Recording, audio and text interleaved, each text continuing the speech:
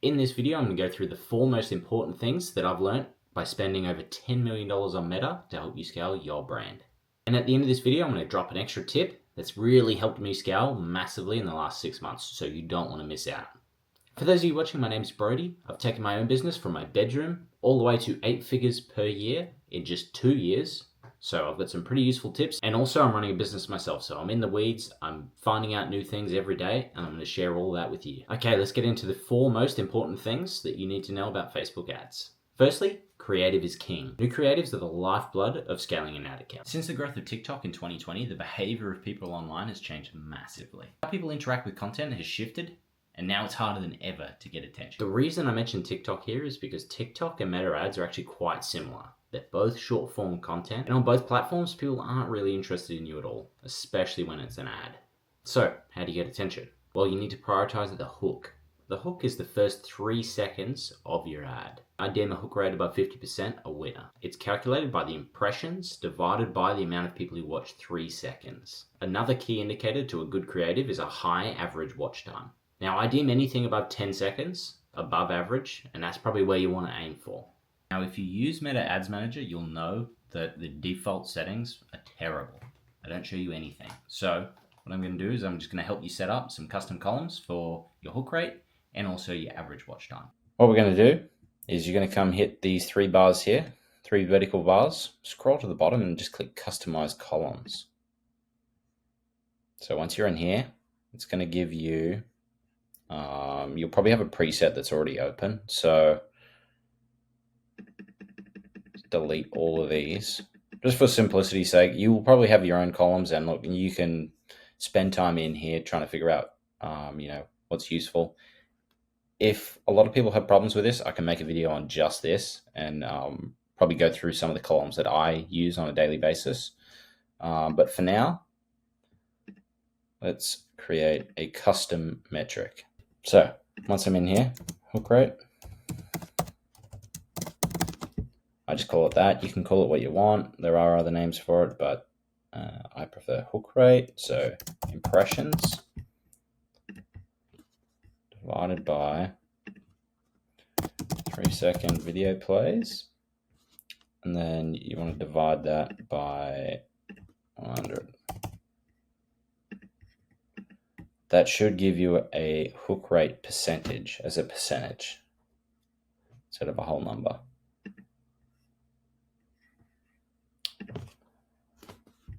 And then average video play time. Again, I think this is already a metric, but I do like to kind of do them myself. So once you've got that, type in hook rate up the top here. Got that one there. That was a mistake I had from earlier. And then video average play time. So you got those 2. Let's save that. So what I've done is, again, what I've done is I've gone back to a time when we were using this account and just so that you got some numbers there. Hook rate, so average hook rate here, 6%. That's very low. And then average video play time, 6 seconds. So I might just change this title because you'll find once you're deep in the account, you just want to make it as easy as possible to understand. So just put seconds at the end of that. So average video play time in seconds, 6. Makes sense. Another tip that you will find handy is having a dedicated testing campaign. You'll find as you scale up, testing is going to be part of what you do on a weekly basis, even a daily basis. Probably spending max 10% of your daily budget on creative testing. So tip number 2, simple scales. Don't overcomplicate things. Keep it simple, especially if you're at a low level of spend. So if you're under 50K of spend per month, I recommend just stick with Standard Advantage Plus. Go broad. Let the algorithm figure out who to target. Don't put too much effort into trying to force spend in certain areas, because there's a very good chance that you're not at a high enough spend level for that to even be relevant, and Meta's going to be able to pick up the best low-hanging fruit for your account. So stick with Advantage Plus. Advantage Plus, what I've found is it acts as sort of like a full funnel campaign. It'll go hard after returning customers and new customers. I would assume that at under 50k in spend, you don't have that many returning customers, so using Advantage Plus heavily won't be too much of a problem. But as you scale up, you'll probably find that Advantage Plus will become less and less useful. Because it does just go after those returning customers, obviously looking for lowest cost CPAs. Tip number 3, define what success looks like. Now, I know I was guilty of myself early on, still am to this day, in not setting very clear targets to go after, but you'll find that it does help. And I've definitely found it more and more useful as time has gone on. So what you need to do is set a goal and set what success looks like. Because if you're spending quite a bit, you might be spending $500 a day, you might be spending $1,000 a day, you might be spending $10,000 a day. As you sort of spend more and more money, the mistakes you make will cost you more and more. And trust me, you don't want to be making mistakes at $10,000 a day and blowing $1,000, $2,000 because it sucks, and I've done it plenty of times. Very likely that you probably don't have a third-party attribution tool to define what success looks like, and you'll be using the Facebook Ads Manager. With that, obviously being heavily in-platform, you want to set some targets. The easiest way that I've found to determine what success looks like is going off a marketing efficiency ratio, or MER, which you might have heard of. So your MER is actually super easy to calculate. All you have to do is grab your amount of ad spend at any given point in the day, and then divide it by your total revenue. So you might come in, okay, it's 8 o'clock, I've spent $1,000 and I've got $2,000 in sales. So 1,000 divided 2,000, you're going to get 0.5. So that's 50% of spend to revenue. So it's an MER of 50%. So throughout the day, you're going to want to monitor what that looks like, if that's increasing or decreasing.